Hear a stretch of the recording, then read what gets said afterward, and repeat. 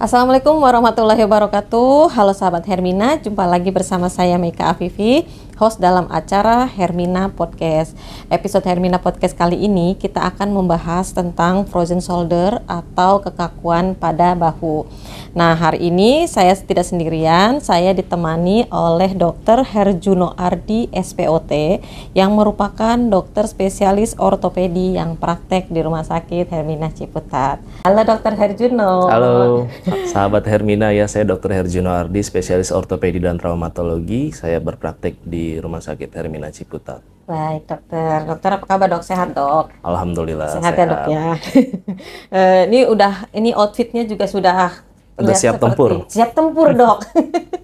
Dok, kita kan akan membahas tentang frozen shoulder ya dok ya. Nah dok, ini kan ada beberapa pertanyaan, mungkin masyarakat umum juga kan pengen tahu kenapa sih kok bisa menyebabkan frozen shoulder gitu, apa sih dok gitu mengenai frozen. Nah, kalau untuk pengertian atau definisi dari frozen shoulder sendiri itu apa sih dok?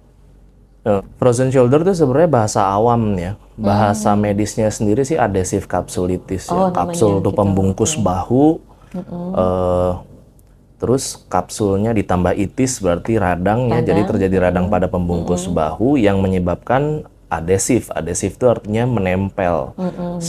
Kan kalau sendi itu ada bonggol, ada bonggol, ada mangkok ya. Jadi karena pembungkusnya itu kaku, si bonggol dan mangkoknya itu menempel sehingga dia tidak bisa bergerak bebas sesuai dengan lingkup gerak sendi atau range of motion-nya. Gitu. Makanya terjadi kekakuan gitu ya dok ya? Nggak langsung kaku biasanya. Biasanya pertamanya pegel-pegel dulu ya. Ini tadinya bisa sampai depan nih, kok lama-lama cuma segini doang.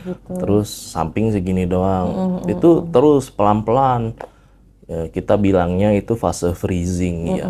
Itu biasanya terjadi 6-9 bulan. Kemudian setelah 6 bulan misalnya nggak di treatment, akhirnya bener-bener nempel aja kaku di samping ini. Loh, ini kok nggak bisa maju, nggak bisa ke kanan, nggak bisa ke belakang, keluar, ke dalam gitu. Bener-bener cuma diam aja. Nah, itu yang ketika sudah terjadi itu baru kita oh ini fase frozen pada frozen shoulder. Oke. Lalu apa sih dok penyebab dan faktor risiko dari frozen shoulder itu sendiri, kenapa bisa terjadi gitu dok? Nah, ini pertanyaan yang paling sering ditanya sih kalau di poli ya. Kalau secara medis, mekanisme kenapa bisa terjadi itu idiopatik, dalam artian tidak bisa dijelaskan secara langsung. Oh apa sih ini, kenapa sih ini terjadi? Kalau patah tulang kan gampang ya, ketabrak, jatuh, terus patah gitu ya. Oh iya, karena gaya dari luar menyebabkan kerusakan pada jaringan tulang. Kalau frozen shoulder itu kita nggak bisa jelaskan secara rinci kenapa ini bisa terjadi. Tapi kita bisa identifikasi apa aja sih yang menyebabkannya. Yang jelas frozen shoulder terjadi paling sering itu pada pasien, pada orang yang berusia kepala 5, kepala 4 akhir atau kepala 5 awal ya. Beberapa kali ditemukan di pasien umur kepala 6 gitu. Nggak tahu kenapa, jarang terjadi di pasien di bawah usia itu atau gitu ya, dok, lebih dari itu tuh jarang banget terjadi ya. Kedua yang sering saya temui dan nggak sering saya temui sih, memang secara umum ditemui adalah orang-orang yang mengidap diabetes. Jadi orang-orang yang mengidap diabetes bukan gitu. Orang-orang yang frozen shoulder datang dengan keluhan bahu kaku dan frozen shoulder, ketika ditanya, oh saya ternyata mengidap diabetes juga. Di buku juga disebutkan orang yang dengan kelainan tiroid juga bisa menjadi faktor risiko kelainan frozen shoulder ya. Itu yang utama ya. Tapi kalau yang tambahan bisa jadi frozen shoulder tuh terjadi pada riwayat cedera. Misalnya cedera akut, baru saya habis jatuh nih sebulan lalu, setelah itu sakit, habis itu jadi nggak bisa gerak gitu. Atau cedera kronis. Cedera kronis misalnya operator atau karyawan gitu yang pekerja ya. Iya betul dok. Misalnya mejanya ngadapnya sini, cuma saya kebiasaannya ngambil barang tuh di sisi kanan, jadi dia kanan terus. Itu terjadi berulang-ulang sehingga akhirnya jadi kaku. Tapi tetap kalau ditanya apakah misal nih ya, saya usia 20 berapa gitu, 25, kerja gitu tapi kok nggak kaku. Nah itu yang memang jadi pertanyaannya gitu. Kenapa mekanismenya? Jadi sampai saat ini sih kalau ditanya penyebab langsung nggak bisa dijelaskan, tapi kita bisa identifikasi faktor-faktor risikonya. Oke, dokter. Kalau misalnya frozen shoulder sendiri gitu ya dok, sebetulnya bisa sembuh kan ya dok ya? Nah kalau bisa banget. Berapa lama sih dok waktunya gitu untuk bisa sembuh? Nah ini pertanyaan juga susah ya. Iya dijawab. Biasanya kapan bisa sembuh itu kalau dibilang di buku sih, frozen shoulder itu self-resolving. Artinya entah kenapa udah kaku, tiba-tiba dalam 2 tahun tuh berapa? 24 bulan ya, bisa membaik sendiri gitu. Ya, asal selama 24 bulan itu damage-nya nggak parah-parah banget. Jadi ketika ada pasien dengan frozen shoulder, kita mesti identifikasi nih, ini pasien udah di fase apa nih? Apakah masih fase freezing? Apakah sudah fase frozen? Apakah sudah fase thawing ya? Thawing itu artinya udah lewat semuanya, udah mulai menyembuh gitu ya, udah ada perbaikan range of motion gitu. Jadi pertanyaannya saya balik gitu, ini udah di fase apa nih? Udah apakah masih di fase freezing? Apakah sudah di fase frozen gitu? Berarti emang tergantung ininya ya dok ya, di fase mana gitu ya dok ya. Tapi secara umum ya bisa sembuh sebetulnya untuk pasien-pasien dengan frozen shoulder gitu ya dok ya. Lalu dok kalau misalnya nih sudah terdiagnosa pasien tersebut kena frozen shoulder, bagaimana sih dok tata laksananya gitu dok? Oke. Pertama, supaya kita bisa tata laksana, kita harus kenal dulu ya. Jadi mungkin kalau untuk pasien-pasien yang sahabat Hermina di rumah, yang pertama adalah mesti kenal dulu nih. Kayaknya bahu gue kayaknya ada masalah deh. Masalahnya gimana ya? Paling sederhana, misalnya sebelumnya biasanya bisa begini sampai atas ya. Kemudian tiba-tiba pas ngangkat bahu cuma setengahnya aja gitu, atau nggak bisa ngangkat, atau bisa ngangkat full tapi pegel banget dan udah diobati minum paracetamol ya, biasanya kan yang ada di rumah paracetamol ya, nggak membaik, atau udah dikompres nggak membaik ya. Kalau misalnya ada kelainan kayak begitu, refleksnya sih biasanya diurut. Nah iya dok, cari tukang urut dok. Cari tukang urut. Nah kalau udah nggak jelas kenapa ya tiba-tiba begitu, saran saya pertama jangan diurut dulu, bawa ke dokter dulu. Kenapa? Karena supaya kita tahu ini nih masalahnya tuh apa. Kenapa? Karena identifikasi yang dini itu tuh memperbaiki outcome ke depannya. Jadi penyembuhannya lebih cepat, recovery lebih cepat, return to activity-nya lebih cepat. Juga. Nah kalau misalnya ada penata laksanaan yang terlambat, apalagi salah ya, itu bisa memperpanjang recovery-nya. Kenapa? Karena tekanan fisik itu ternyata menimbulkan stimulus-stimulus fisik pada bahu yang sedang radang ya. Jadi makanya kita kalau ada pasien dari sedang terkilir ya, kesleo, katakanlah ankle sprain atau apa, kita tidak pernah menyarankan untuk diurut. Salah berarti ya. Pertama, kenalin dulu, ini nggak wajar nih. Kedua, kalau memang mau minum obat, ya minum obat over the counter aja, paracetamol gitu. Paling umum kan paracetamol. Terus ketiga, jangan diurut, bawa nih ke dokter umum dulu. Kalau misalnya di dekatnya nggak ada dokter ortopedi, ke dokter umum dulu paling nggak untuk dapat gambaran umum. Kelihatannya nih kalau udah ke dokter umum kan paling nggak kita udah dapat penjelasan ya. Oh nih kelihatannya nih cuma pegal-pegal aja nih. Oh ini kayaknya sesuatu yang serius, harus dirujuk ke dokter ortopedi. Ya kalau udah bingung ya udah ke dokter ortopedi aja, nanti biar diperiksa. Ya terus kalau udah diperiksa harus dibedakan dulu nih.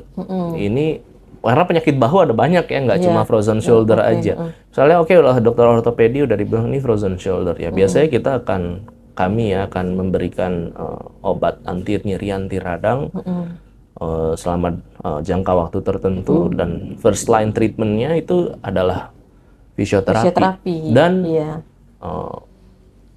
masalah fisik, obatnya adalah latihan fisik. Jadi kita pasti ngasih latihan fisik ya, entah latihan ROM itu range of motion ya, jadi digerakin sampai atas ya. Biasanya saya ngajarin pasien saya tuh nempel ke tembok, dia pelan-pelan gitu sampai atas dia ke 6 arah ya.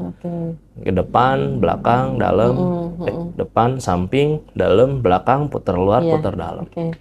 Nah, gimana kalau setelah 3 bulan itu, biasanya 3 bulan ya, 3 bulan diberikan treatment yang non operatif nggak berhasil, ya kita akan lihat kami akan lihat setelah 3 bulan progresnya bagaimana. Kalau progresnya bagus ya mungkin sepanjang sampai sisa penyakitnya, perjalanan penyakitnya itu ya kita berikan latihan fisik aja atau fisioterapi aja. Tapi kalau misalnya masih nggak bagus nih, malah makin kaku nih, baru kita lihat kelihatannya mungkin perlu tindakan operasi. Ya, tindakan operasi juga macam-macam ya. Ada yang cuma nggak dioperasi Bu, cuma dibius aja. Terus saya stretching tapi dalam posisi terbius. Itu ada namanya. Itu karena sakit banget kan? Karena sakit banget pasti. Jadi sebenarnya mungkin bisa, tapi karena sakit banget jadi susah. Ya itu biasanya paling pertama tuh kita sebutnya manipulation under anesthesia. Itu paling apa ya, pertama lah. Atau yang kedua ya udah kadang kita lakukan MRI ya, magnetic resonance imaging, untuk lihat ternyata urat yang memendek dan menebal tuh yang ini nih. Gitu, udah kita gimanain tetap aja ini urat menebal mendek ya. Biasanya kita lakukan rilis ya, atau kita potong sebagian ya sampai urat itu bisa melar gitu. Uratnya itu iya betul dipotong dioperasi. Saya pikir urat sapi aja yang dipotong. Bisa dengan caranya dilakukan open ya, jadi kita buat luka yang besar terus. Cuma operasi itu udah mulai ditinggalkan ya semenjak ada operasi artroskopi ya. Jadi kita lakukannya itu dengan kita buat luka kecil aja, terus kita masukkan teropong, nanti dengan alat bakaran kita rilis pelan-pelan. Bisa sekarang juga dengan artroskopi ya. Lebih canggih ya Dok ya untuk tindakannya Dok. Oke. Nah ini kan kayaknya menyangkut juga dengan pertanyaan yang tadi ya Dok ya. Nah kalau seseorang nih sudah terkena frozen shoulder ya Dok ya, yang tadi sudah dokter sampaikan juga, kapan sih Dok gitu segera harus bawa ke dokter itu dalam keadaan yang seperti apa gitu? Kalau udah kalau udah tahu ya frozen shoulder ya, biasanya orang-orang tahu frozen shoulder tuh kalau udah ke dokter sih. Iya.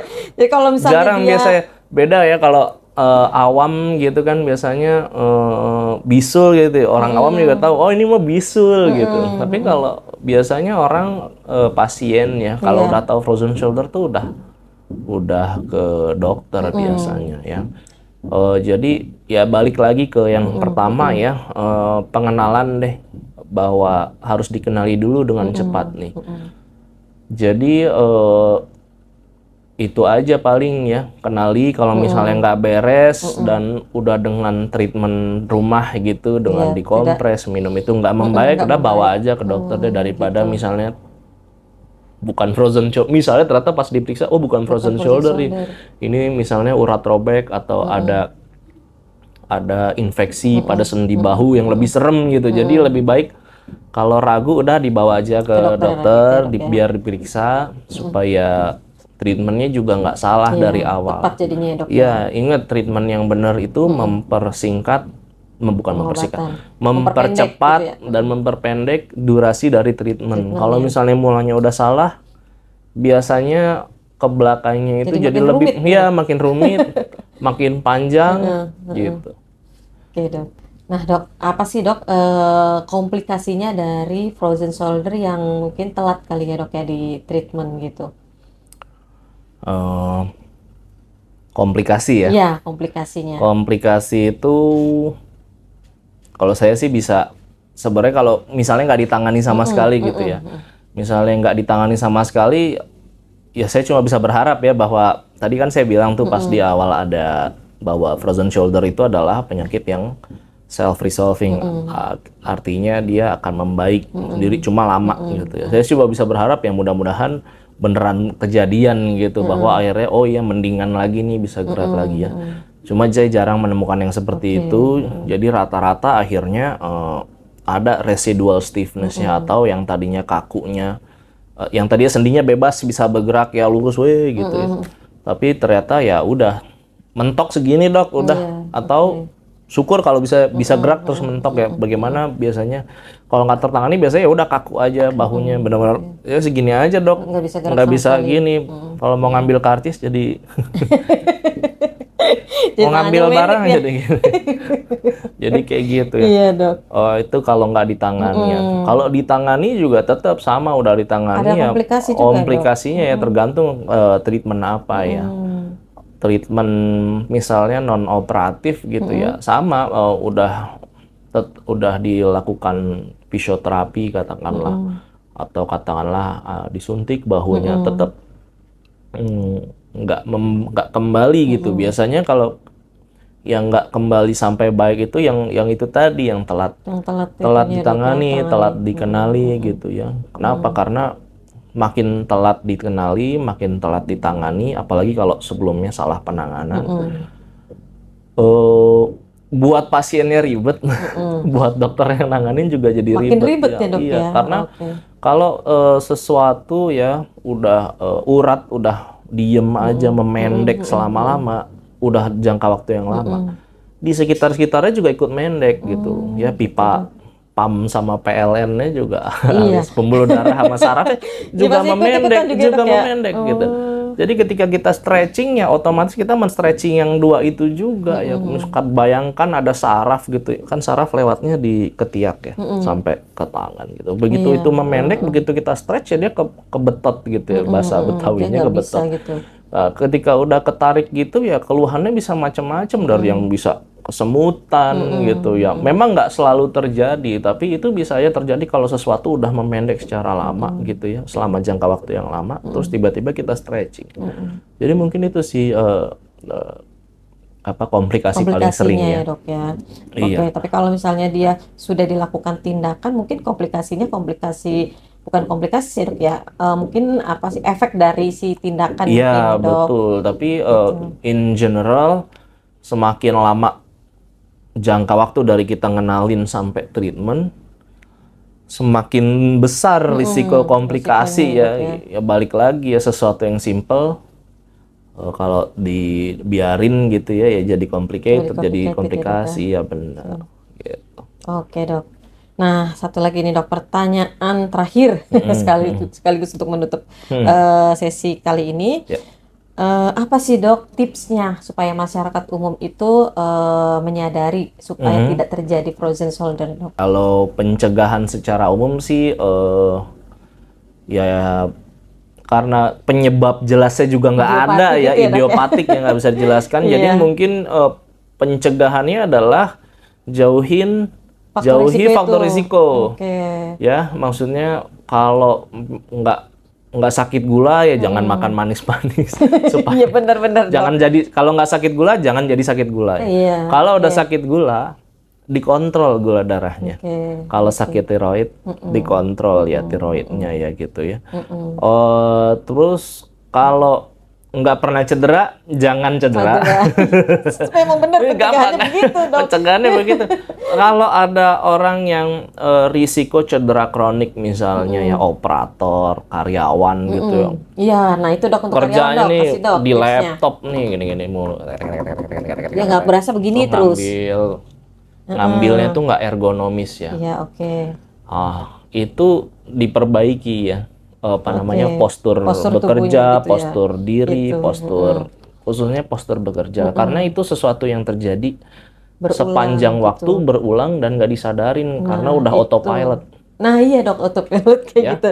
Iya benar. Makanya kalau misalnya ada pekerja gitu ya disarankan setiap 1 jam Setiap 1 jam. Setiap 1 jam udah duduk ya, mentengin laptop gini ya udah berdiri stretching. Dulu Iya, gitu stretchingnya ya, Dok, ya? semua sendi ya, bahu di stretching, pinggang stretching, pinggul, lutut di stretching. Oke. Ya itu untuk pencegahan untuk primer ya, primary prevention gitu, pencegahan primer. Nah, pencegahan sekundernya adalah deteksi dini gitu ya. Kalau misalnya udah ada nih, wah nih bahunya nih nggak enak, kenapa ya? Tadinya bisa begini, udah diminumin obat, Iya, tapi tidak nggak membaik, udah dikompres nggak membaik gitu, langsung bawa ke dokter. Oke. Gitu.